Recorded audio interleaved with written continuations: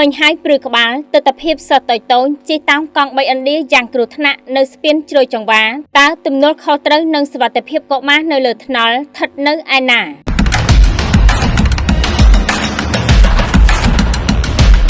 ភ្នំពេញនៅក្នុងរយៈពេលប៉ុន្មានថ្ងៃមកនេះមានការចែករំលែកនិងសម្ដែងការព្រួយបារម្ភយ៉ាងខ្លាំងពីសំណាក់មហាជនក្រោយពីបានឃើញរូបភាពនិងសកម្មភាពរបស់សិស្សសាលាតូចៗជាច្រើននាក់បានជិះតោងយ៉ាងគ្រោះថ្នាក់នៅផ្នែកខាងក្រោយនិងចំហៀងនៃយានយន្តកង់3ឥណ្ឌាហៅថា PASM កំពុងតែធ្វើដំណើរនៅលើដងផ្លូវក្បែរនឹងសណ្ឋាគារសុខាស្ថិតនៅក្នុងខណ្ឌជ្រោយចង្វាររាជធានីភ្នំពេញសកម្មភាពដ៏ប្រថុយប្រថាននេះមិនត្រឹមតែបង្កការរំខានដល់សណ្ដាប់ធ្នាប់ចរាចរណ៍ប៉ុណ្ណោះទេប៉ុន្តែវាស្ដែងឲ្យឃើញយ៉ាងច្បាស់ពីភាពធ្វេសប្រហែសដ៏ធ្ងន់ធ្ងររបស់ម្ចាស់យានយន្តរួមទាំងអាណាព្យាបាលដែលទុកចិត្តបណ្ដោយឲ្យបុត្រធីតារបស់ខ្លួនធ្វើដំណើរតាមរបៀបប្រថុយប្រថាននិងគ្រោះថ្នាក់ដល់អាយុជីវិតបែបនេះផលលំបាកនិងហានិភ័យជាយថាហេតុនៅថ្ងៃមុខប្រសិនបើសកម្មភាពអាណាធិបតេយ្យនិងខ្វះការប្រុងប្រយ័ត្នបែបនេះនៅតែបន្តកើតមានដោយគ្មានការទប់ស្កាត់វាអាចនឹងកើតទៅជាទម្លាប់ដ៏គ្រោះថ្នាក់មួយសម្រាប់កុមារថ្ងៃនេះពួកគេអាចនឹងតោងកង់3តែថ្ងៃមុខពួកគេអាចនឹងឈានទៅតោងរថយន្ត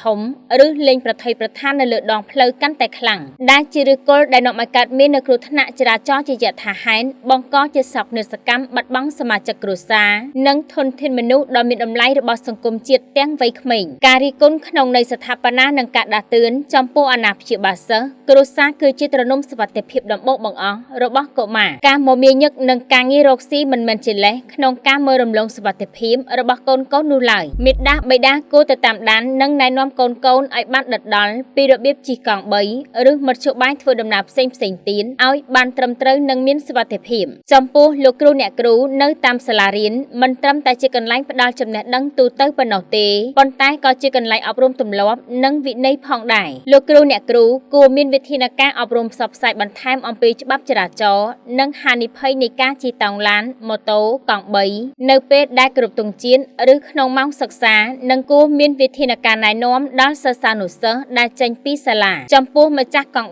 3ក្នុងនាមជាអ្នករកស៊ីដឹកជញ្ជូនមិនត្រូវគិតតែពីផលចំណេញឬយោគយល់ហួសហេតុពេករហូតបណ្ដោយឲ្យសិស្សានុសិស្សជាលើសចំណុះឬតោងសងខាងបែបនេះឡើយលោកអ្នកត្រូវចាំថាជីវិតរបស់អ្នកដំណើរនិងកុមារតូចៗស្ថិតនៅលើដៃចង្កូតនិងការសម្រេចចិត្តរបស់លោកអ្នកសំណូមពរពីសាធារណជនសង្ឃឹមយ៉ាងមុតមមថាអាជ្ញាធរមានសមត្ថកិច្ចមន្ត្រីនគរបាលចរាចរណ៍និងចុះធ្វើការត្រួតពិនិត្យឃាត់ណែនាំនិងធ្វើកិច្ចសន្យាចំពោះម្ចាស់កង់3ណាដែលនៅតែបណ្ដេតបណ្ដោយឲ្យមានសកម្មភាពកាត់ឡើងដើម្បីបង្ការនិងទប់ស្កាត់រាល់គ្រោះថ្នាក់ចរាចរណ៍កុំឲ្យកើតមានឡើងព្រមជាមួយគ្នានេះសាលារៀននិងអាណាព្យាបាលត្រូវតែចាប់ដៃគ្នាជាធ្លុងមួយក្នុងការការពារនិងអប់រំកុមារតូចៗដើម្បីកុំឲ្យមានពាក្យថាស្ដាយក្រោយកាត់ឡើងដោយសារតែភាពធ្វេសប្រហែសតែមួយប៉ព្រិចភ្នែកសម្រួលអត្ថបទដោយលោកមុតចត្រាហៅប្រមាញ់ជ័យដែន